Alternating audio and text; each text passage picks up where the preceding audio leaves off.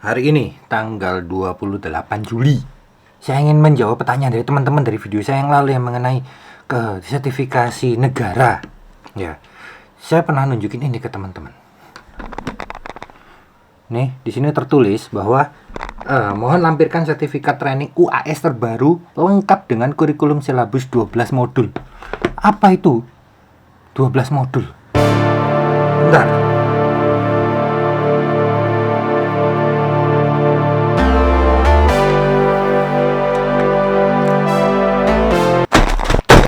Jadi, kalau ngomongin silabus modul angka 12 itu harus jelas. Jangan sampai hanya sepihak dan harus dimengerti oleh semua orang dan tertulis di, ya kalian tahu lah yang namanya modul silabus itu ya, kampus, sekolah, semua.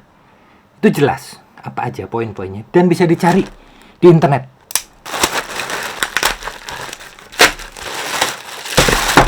Dari Aoki, terima kasih. Ada 2. Akan saya segera saya review. Terima kasih Aoki. Misal saya mau cari modul mengenai sekolah fotografi di internet, Google, ada. Terus saya mau cari silabus modul mengenai cara mengoperasikan Microsoft Word, mengoperasikan Windows, ada. Terus saya cari kurikulum silabus 12 modul untuk drone, sertifikasi drone atau UAV.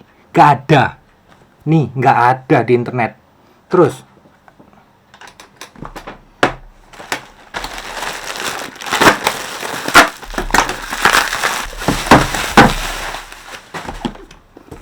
dari JT, ini JT yang baru, JT Open Ear 2, Open Ear yang kedua, Bone Conduction Technology.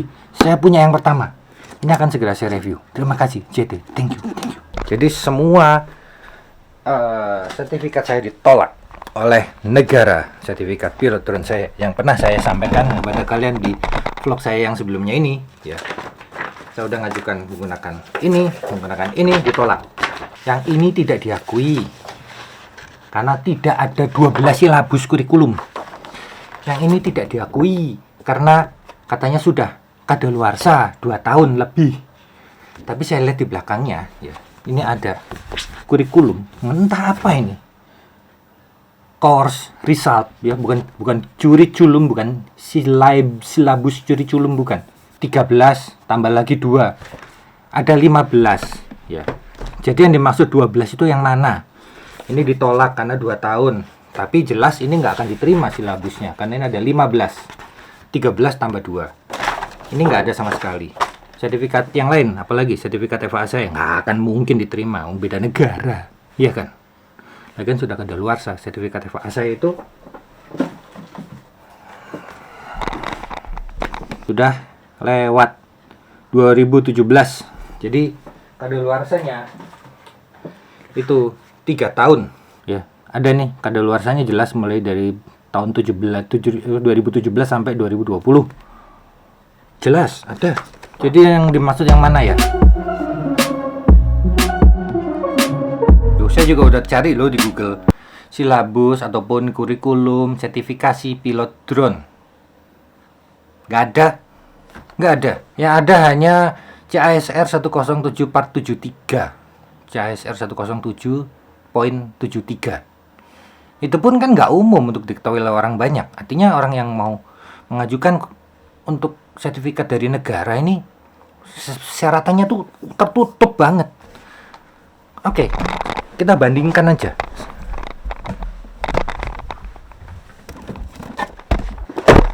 Ini ada 3 buku, teman-teman. Ini ada 3 buku, ya.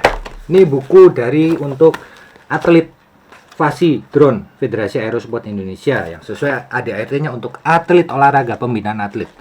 Kemudian ini dari EASA. Ini adalah untuk ngambil sertifikasi pilot drone di Eropa. Ini dari FAA.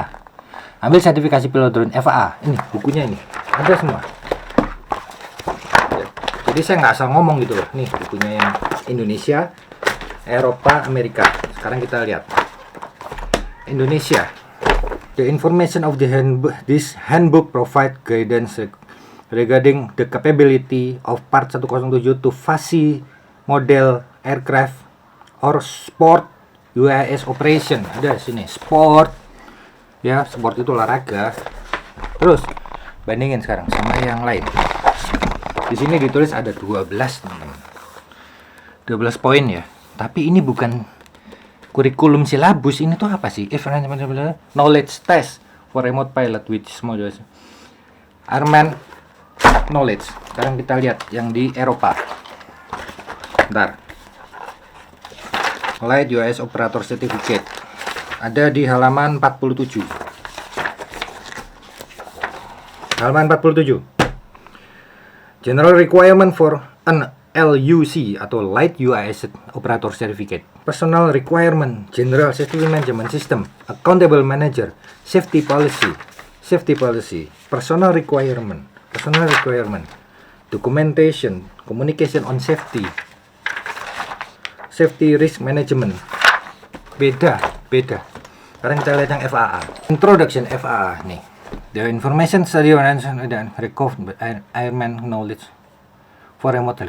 Kok kalimatnya sama sih? Kok kalimatnya sama yang FASI? Ini ngopi apa gimana ini? Sama persis. Ini yang buku dari FASI, ini yang dari FAA asli. Obtaining assistant, sama. Ini ada 12 ya, namanya airman knowledge, bener. 12. Ini ada 12. Ya, kalian bisa lihat nggak? Nggak bisa lihat nggak apa-apa lah, yang penting saya kasih tahu aja. Obtaining assistance from the Federal Aviation Administration. Obtaining assistance from the Federasi Aerosport Indonesia. FAA-nya diganti FASI. Ya, FAA Reference Material. Handbook Reference Material. Kok sama sih isinya? Dispatch intentionally left blank. Ini juga ada. Dispatch intentionally left blank. Halaman 2. Weh, ini kok njiplak gini ya? Ya udahlah. Introduction sama aircraft operation. Ya udah. Jadi dalamnya sudah dimodifikasi yang Indonesia.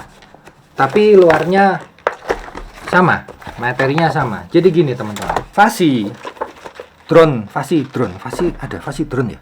FASI drone itu langsung mengambil semuanya dari FAA.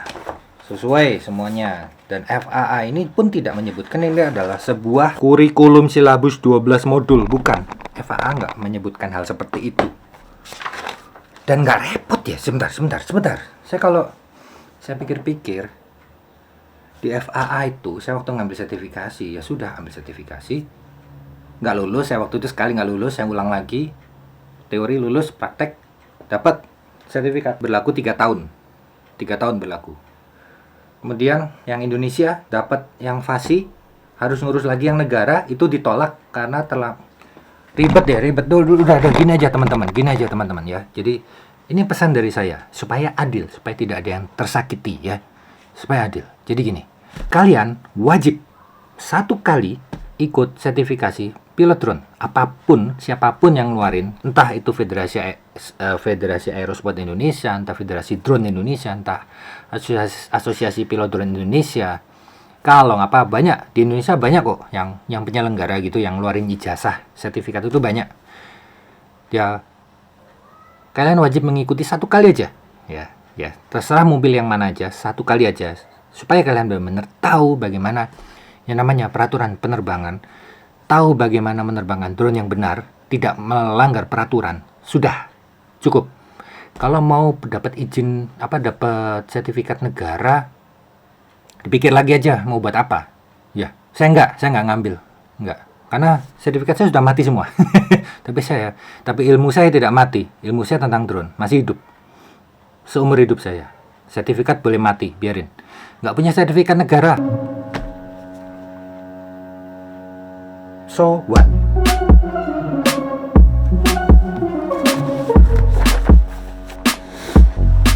Jadi gimana kesimpulannya Mas Arya? Kesimpulannya itu tadi yang saya bilang, kalian wajib mengikuti 1 kali sertifikasi pilot drone supaya kalian punya pengetahuan, punya knowledge tentang peraturan, tata tertib, dan bagaimana terbang yang aman dan tidak membahayakan orang lain, tidak membahayakan penerbangan, tidak membahayakan helikopter, tidak membahayakan tetangga kalian. Wajib 1 kali. Perlu 2 kali atau diperpanjang atau perlu dapat sertifikat dari semuanya? Nggak perlu. Karena ilmu kalian kalian bawa terus seumur hidup. Jadi sertifikat itu hanya dibawa selama berlaku, tapi ilmu tidak. Dan ilmu bisa kalian turunkan kepada siapapun yang mau bertanya, tapi sertifikat tidak dapat kalian turunkan. Apa yang kalian banggakan dari sebuah sertifikat? Tapi kalian harus bangga dengan pengetahuan, knowledge kalian. Itu ya. Kalau yang satunya lagi apa? Itu mas yang di KPPU negara itu juga ada registrasi drone. Itu perlu nggak? Kalau itu saya rasa perlu. Karena untuk mengidentifikasikan kalian bukan teroris, kalian bukan orang yang akan mengancam negara dengan mendaftarkan drone kalian di sana, maka kalian menjamin bahwa suatu saat kalau ada apa-apa, maka drone kalian tidak termasuk dalam tersangka. Ya seperti itu harusnya loh ya. Harusnya fungsi database. Fungsi lain saya nggak tahu. Fungsi lain dari database itu apa saya nggak tahu. Karena untuk kalau drone-nya hilang kan ada di database, nggak ada gunanya juga. Tidak seperti itu juga database drone negara. Entah. Selain untuk mengidentifikasi drone kalian, selain itu saya nggak tahu apa. Ya. Mas saya daftarin drone-nya juga. Iya, drone saya daftarin di pemerintah karena saya tidak akan terbang mengancam negara. Maka saya berani saya daftarkan drone saya. Tapi untuk mengambil sertifikat negara, udah males saya, nggak mau. Tapi bagi kalian yang berhasil, ya nggak apa-apa, bagus. Mau di-share cara-caranya, oke.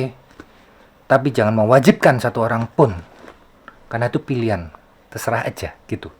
Ya, itu aja video dari saya.